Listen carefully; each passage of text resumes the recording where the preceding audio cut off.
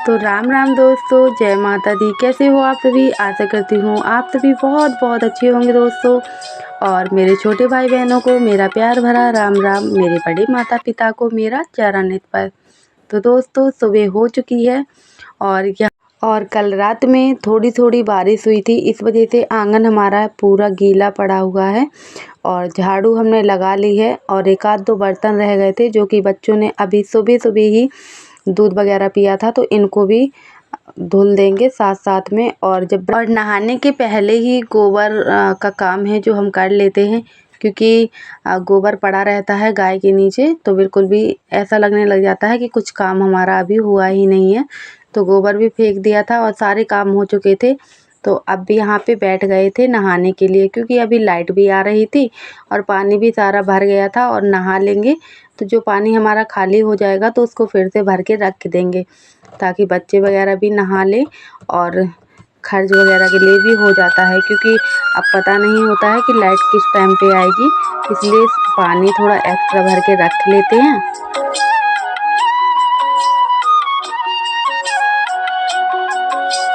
और दोस्तों, गांव में सुबह सुबह का मौसम बहुत ही अच्छा होता है। एकदम बस चिड़ियों की चहकने की आवाज़ सुनाई देती है और हरे भरे पेड़ पौधे, तो बहुत ही अच्छा लगता है गांव का सुबह सुबह का व्यू। और यहाँ पे देखिए सूर्य भगवान भी निकल चुके हैं और अब खाना बनाने की भी तैयारी कर लेते हैं। तो आज हम सब्जी में बनाने वाले हैं 4 प्रकार की दाल, जो कि चना की दाल है और अरहर की दाल, उड़द की दाल और मसूर की दाल। और साथ में बनाएंगे यहाँ पे करेले, क्योंकि हमारे यूपी में सबसे ज़्यादा फेमस अरहर की दाल और करेला है। तो अरहर की दाल तो काफ़ी दिनों से बन रही है, लेकिन मिक्स दाल हमने काफ़ी दिनों से नहीं बनाई है। और दोस्तों, आजकल हर गांव में बस एक ही चीज़ की चर्चा हो रही है, जो कि है ड्रोन कैमरा। और ड्रोन कैमरा का भय लोगों के दिल और दिमाग में बिल्कुल समा गया है। रातों की नींद ग्रामवासियों की है जो ख़राब हो चुकी है। इंसान रात रात भर नहीं सोते हैं। और आप लोगों को तो पता ही होगा कि गांव में अभी मूंग उड़द ये सारी चीज़ें खेतों का काम लगा हुआ है, तो दिन भर खेतों का काम करते हैं। और दोस्तों, आप लोग इस क्लिप को बड़े ही ध्यान से देखिएगा, क्योंकि ये क्लिप हमने रात में शूट करी थी।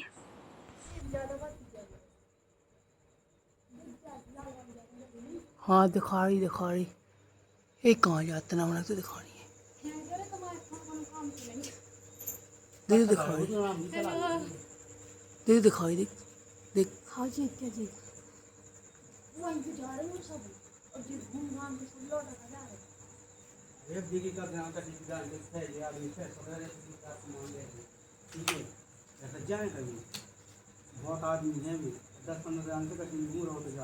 देख, अलग दिखाओ ड्रोन, देख अलग दिखाओ ड्रोन। देख कैसी पंखा चल रहा है, पूरा दिखा रहा नहीं, पूरा ड्रोन दिखा रहा हो। देख, नहीं दिखा रहा हो पंखा कैसे चल रहा है भाई।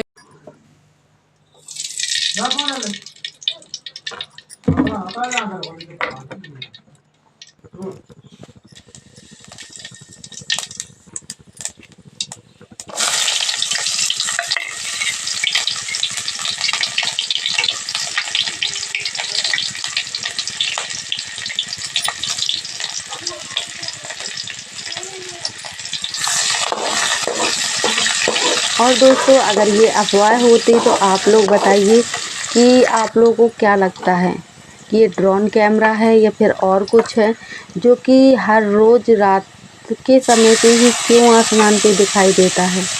और आज से पहले कभी ऐसा नहीं हुआ है जो कि इस साल में हो रहा है। और एक जगह गांव में की बात होती दोस्तों, तो मानते कि अफवाह है, लेकिन हर ज़िला में हर गांव में बस एक ही चीज़ सुनाई पड़ती है, ड्रोन कैमरा, जिससे लोग इतने ज़्यादा डरे हुए हैं और इतने ज़्यादा बौखलाए हुए हैं कि पूछे मत। और ये देखिए दोस्तों, वहाँ पे दाल अच्छे से बन गई थी, तब तक एक भैया हैं आ गए थे, हमारे गांव के ही हैं, तो वही बातें बताने लगे थे रात की। और यहाँ पे दाल तब तक बन गई थी, उसके बाद में यहाँ पे लगा देते हैं दाल में छोंका, और दाल हमारी बन के हो चुकी है तैयार। और दोस्तों, खाने में भी बहुत ज़्यादा स्वादिष्ट लग रही थी।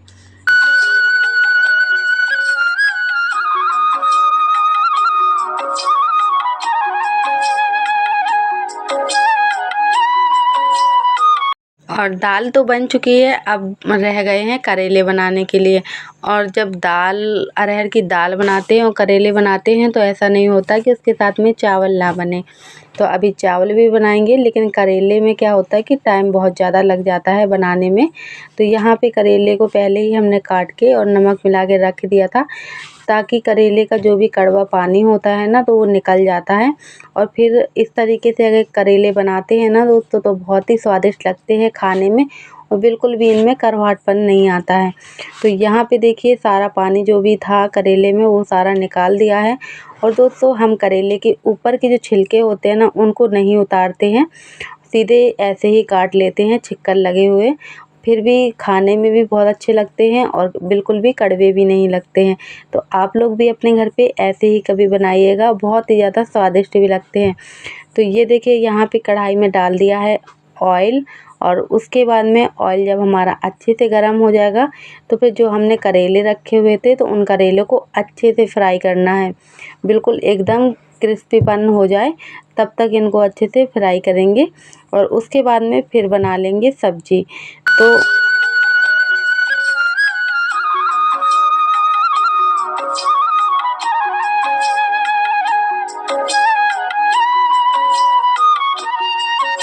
और दोस्तों सुबह-सुबह के काम जो होते हैं ना तो बहुत ज़्यादा जल्दबाजी में करने पड़ते हैं, क्योंकि समय पे सबको खाना चाहिए होता है और समय पे सभी लोग अपने-अपने काम से चले जाते हैं।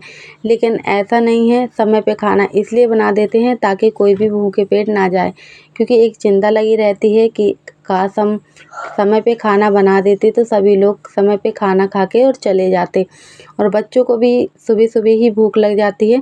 तो ये देखिए जब तक मैं खाना यहाँ पे बना रही हूँ तब तक बच्चों ने ना जाने कितने राउंड लगा दिए हैं कि अभी खाना बना है, अभी नहीं बना है। और जब बच्चे नहा लेते हैं, और वैसे तो दूध वगैरह सुबह ही पिला देते हैं, लेकिन क्या होता है ना कि चाहे खाएं भले ना, लेकिन खाना का इंतज़ार बहुत ही बेसब्री से रहता है। तो ये देखिए हमारा खाना बन के हो चुका है तैयार, करेले भी बन गए और चावल भी बन गए, रोटियां भी बन गई और दाल भी बन गई। और यहाँ पे डुग्गू के पापा और डुग्गू खा रहे हैं खाना, है ना बाबू? हाँ। और दोस्तों जब मैं वॉइस ओवर अभी कर रही हूँ तो डुग्गू भी मेरे पास पे ही बैठा हुआ है। तो मैं ऐसे ही उससे पूछने लगी कि आप खाना खा रहे हो, तो बोला हाँ।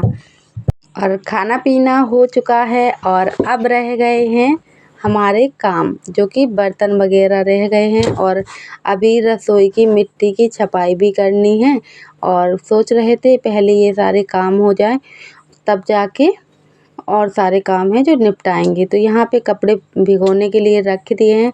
और दोस्तों आजकल सर्फ एक्सेल निरमा से कपड़े बहुत अच्छे साफ़ होते हैं, और जो निरमा आता था आप लोगों ने कभी यूज भी किया होगा, उससे क्या होता है कि निरमा बिल्कुल भी अच्छा नहीं आता है, ना ही उससे कपड़े साफ़ होते हैं और ना ही, और लेकिन इसको सर्फ एक्सेल निरमा होता है, इसको थोड़ी देर कपड़े फुला के रख दो तो बहुत अच्छे से कपड़े साफ़ हो जाते हैं।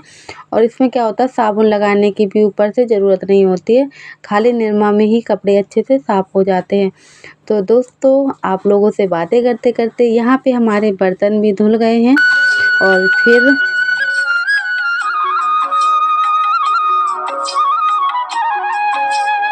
और आज धूप भी काफ़ी ज़्यादा अच्छी निकली हुई है, तो हमने सोचा चलो गेहूँ भी धुल के डाल देते हैं, क्योंकि 1 से 2 दिन में ही सूखेंगे। क्या पता अभी धूप निकली है, थोड़ी देर में बादल हो जाएं और बारिश भी हो सकती है, कोई ठिकाना नहीं है। और दोस्तों ऐसा हुआ भी, जैसे ही हमने गेहूँ धो के और फैलाने के लिए डाल दिए थे तो वैसे ही बादल छा गए और हल्की हल्की बूंदें पड़ने लगी। फिर हमको गीला था गेहूँ, तो वैसे ही उसको उठा के रखना पड़ा। तो वैसे तो हम क्या करते हैं कि गेहूँ को पहले से ही 1 आध 2 क्विंटल धो के रख लेते हैं, ताकि बारिश वगैरह में काम आ सके। लेकिन क्या होता है ना कि पहले से भी अगर धो के गेहूँ रख लेते हैं तो फिर भी उसमें घुन वगैरह लग जाती है, तो फिर से उसको साफ़ ही करना पड़ता है, इसीलिए मेहनत 2-2 बार हो जाती है। तो इस साल हमने क्या किया कि गेहूँ धुल के नहीं रखे थे, और जब आटा ख़त्म होने के 4 से 5 दिन पहले ही ये सारी चीज़ें हम तैयार करके रख लेते हैं, ताकि किसी के घर पे मांगने ना जाना पड़े। और मेरी दोस्तों ये आदत नहीं है, इन सब चीज़ों को मैं पहले से ही मैनेज कर लेती हूँ। देख लेती हूँ कि आटा हमारा अभी 4-5 दिन के लिए पड़ा हुआ है, तो उससे पहले ही पिसवा के रख लेती। और दोस्तों अभी दोपहर के 2 बज रहे हैं और आप लोगों को तो पता ही होगा कि अभी दिन कितना रह गया है, केवल 3 घंटा।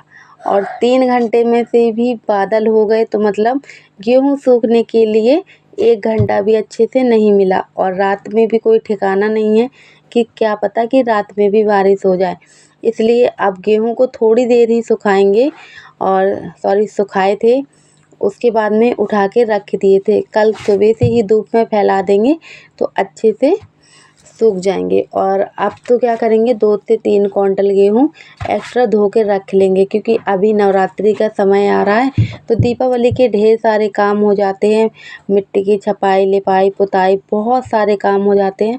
तो इन सब कामों के बीच इन सब चीज़ों का समय नहीं मिलता है, इसलिए पहले से सारी व्यवस्थाएं करके रख लेंगे ताकि काम में बीच में अड़ंगा ना फैले।